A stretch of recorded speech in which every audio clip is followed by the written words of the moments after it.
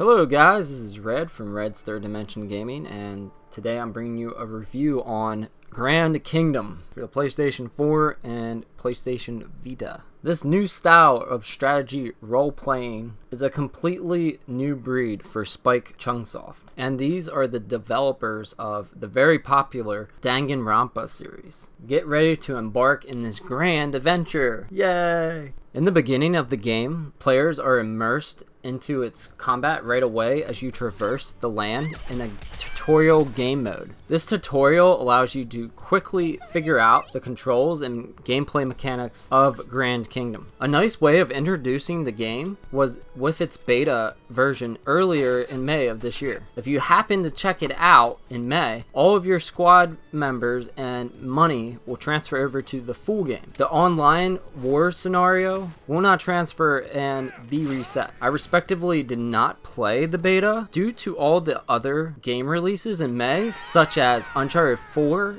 and Mega Tag mentioned Neptune plus Blanc vs. Zombies. There was just way too much, and even Doom came out that month. I didn't even get to play that because of how many games there were that month. Over 100 years have passed since the fall of Uldein Empire. Since the Empire's demise, mercenaries now fight one another. You are introduced as the leader of a militant squad. You also get to choose your own name, so it's personalized a little bit. With the assistance of your main side characters, Flint and Lilia, and other companions, you make your way through the game's interesting story, which I actually found to be one of the main highlights of this game. The story is pretty good. Grand Kingdom's customization component truly shines as players can customize their troops, enhance equipment, and purchase weapons and items through the game store. Players will be able to add stats to each of their recruited squad mates without a randomized system. And I'm saying without a randomized system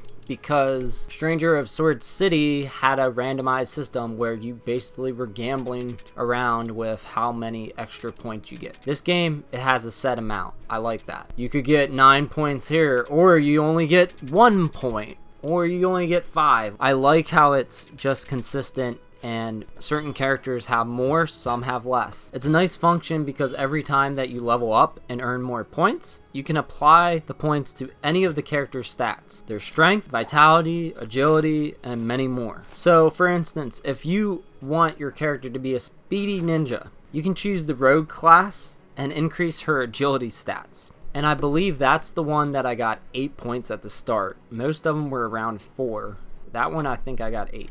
I said I think, so take that into consideration. Some get more stat boosts than the others. You can customize the voice, color, and several of the character's attributes. The game offers plenty of options for players. Players will eventually unlock more playable characters to use in the battle, such as Valkyrie and Paladin.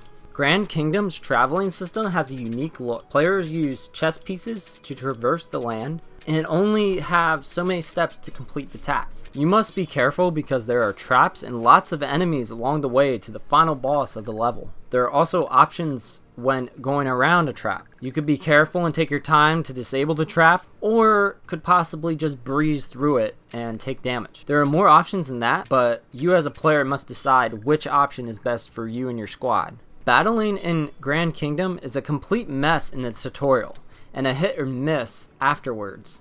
It is very different, but for someone who is new to this, it feels strange that a mage or someone with a range attack that shoots in the air could even hurt their own teammate. That's what happened to me a lot. A player must literally walk around their character or use a different attack that may do less damage in order to not kill your squad members.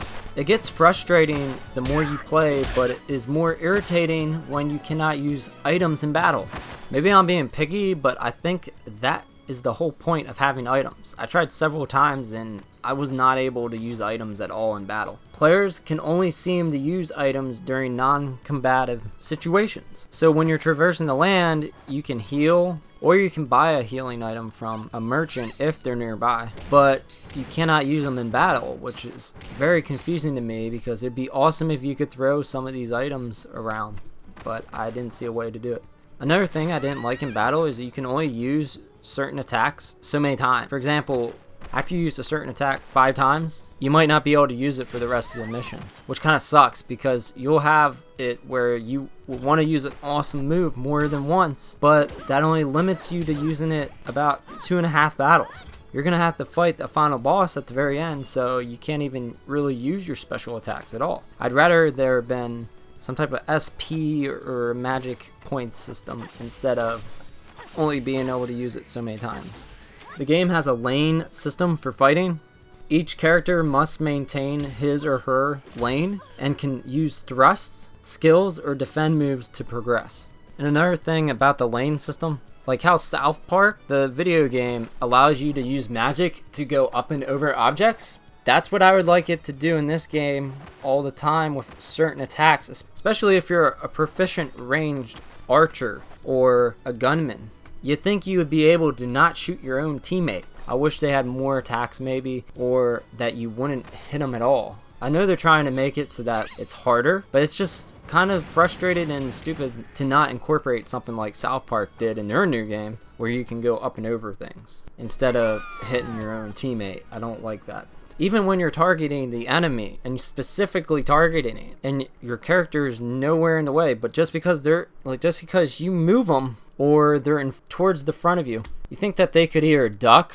That would be something that would make it so that your teammates don't get hit, or they would have just had more magic attacks that you could do. Instead of a charged thunder attack, even though you charge it, it's going to kill everything in the way. I wish that it just wouldn't hurt your teammates. I just don't like that at all. Sorry for my rant, but I just hated that in the game. At the beginning, it was annoying to get used to, but you kind of are forced to deal with it and play as maybe not having as much fun because I wanted to play like that. I don't want to be restricted in what I can do in battle if there's only a couple moves, especially towards the beginning. If you only have a couple moves and you kind of constantly move all your teammates around.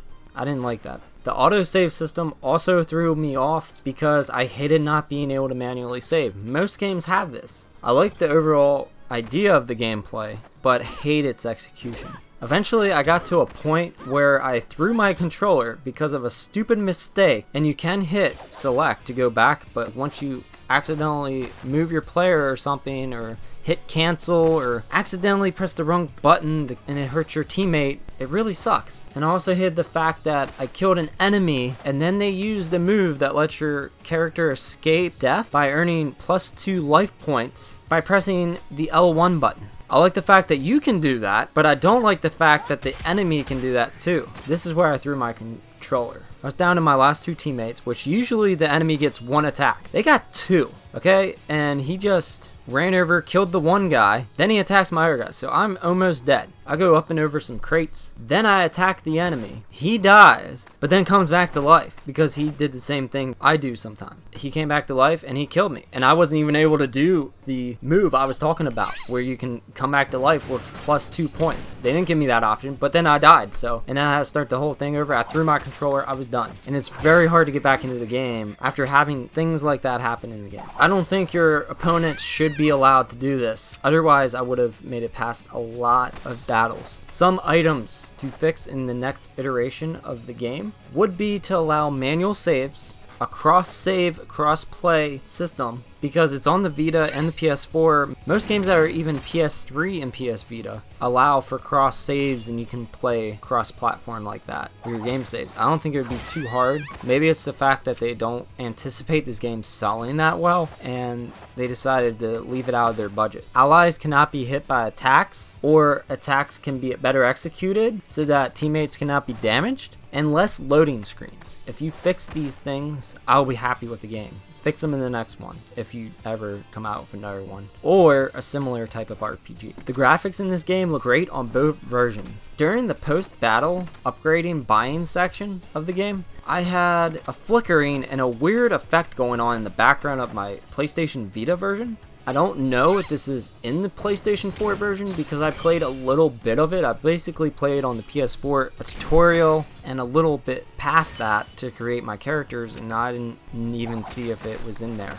in the PlayStation 4 version because I got the Vita version first and you can't cross play. So I was further in the PlayStation Vita version than the PlayStation 4 version, so there's no point in going to the PlayStation 4 when you can't cross save the game and play on there. It would be nice, but it's not in there. So I didn't get to see if the flickering happens in the PlayStation 4 version, but that's one thing I noticed in the PSV version. I enjoyed the amount of detail in this game's environments and characters. It looks really great. A lot better than Atlia. That's how you guys want me to say it. Atlia. Like that. Atlia. Like that. Are you happy? Atlia. Sophie. The graphics absolutely suck. This game had better graphics than that, personally. This had so much detail in the environments and the characters themselves. That's all I wanted from Atlia Sophie. Apparently, I have to talk French when I say it.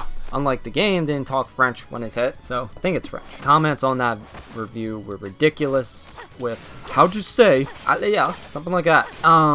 Yeah, so please excuse that rant, but it really was irritating the crap out of me. So overall, Grand Kingdom is a fresh take on a strategy role-playing game. The story was fun, especially because of the characters' familiar and fantastic voice actors. Gameplay was a hit or miss in several sections of it. Customization is fantastic and graphics are engaging. I give this game a 7.5 out of 10 because the story was good. It had a lot of interesting elements. The graphics were good. The gameplay suffers a lot, but it is playable. I can play through this game, but I'm gonna have a lot of issues with the game personally. So 7.5 out of 10. Unique feel, but the combat can be mind straining. If you'd like to read my full written review, go to my blog in the link below. If you'd like to buy the game and help support my channel, and the limited edition is only $63.99 if you have Amazon Prime. And the standard edition also has 20% off if you buy on Amazon for the first 2 weeks. And that'll help support my channel, and you'll get a game that you either want or might want, depending on how you took my review. Thank you guys for watching. Don't forget the thumbs up, comment below, and subscribe, and see ya.